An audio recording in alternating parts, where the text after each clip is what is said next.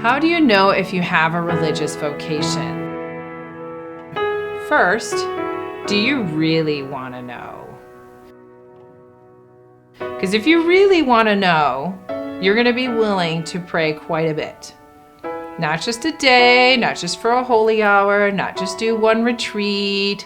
No, you mean to spend every day, even if it's just a few minutes a day, where you ask God fervently if this is what He would like you to do. Then after persevering at that prayer and it's still kind of nagging at your heart, are you willing to go and visit a convent? Are you willing to have a conversation with a priest? If you're not willing to step out and think about it, and you're not willing to pray about it, you probably don't have a vocation. It doesn't mean you don't have something great to do in life. It just means that that's not the particular vocation that God actually made you for. Then you want to look at, okay, do you have certain natural things about you that God has given you, some skills that would help you to live as a religious faithfully? First, they need to be flexible. They need to be someone who's particularly docile. You are willing to allow your superiors and those that will be in charge of your formation to teach you how to live the religious life, and that you're willing to embrace it the way they're teaching you and not think that you actually know how you should be trained as a religious.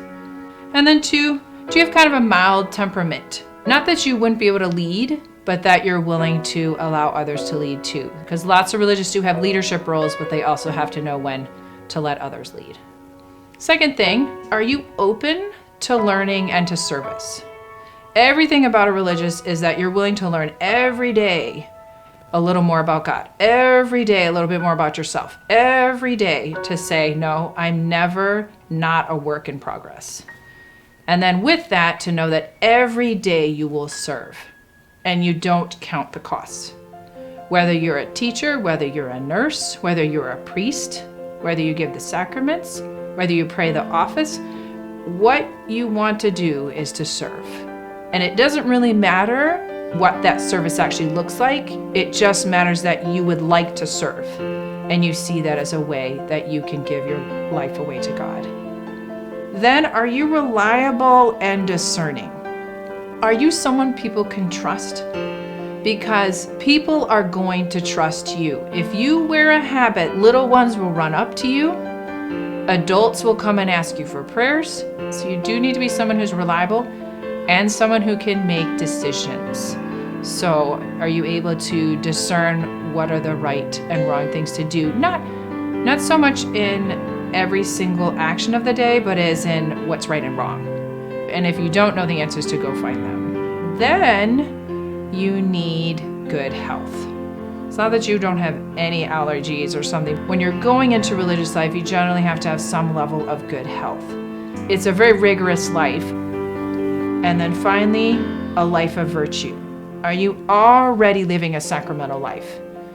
It'd be very difficult to enter in religious life and have a rigorous prayer life when you haven't actually started a prayer life of your own.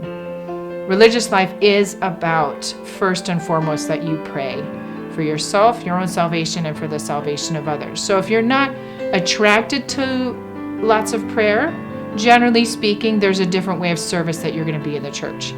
But you should be living a life of virtue in a sense that you do participate in the sacraments faithfully, that you pray regularly, and that you're already trying to build up good habits of being honest and patient and flexible.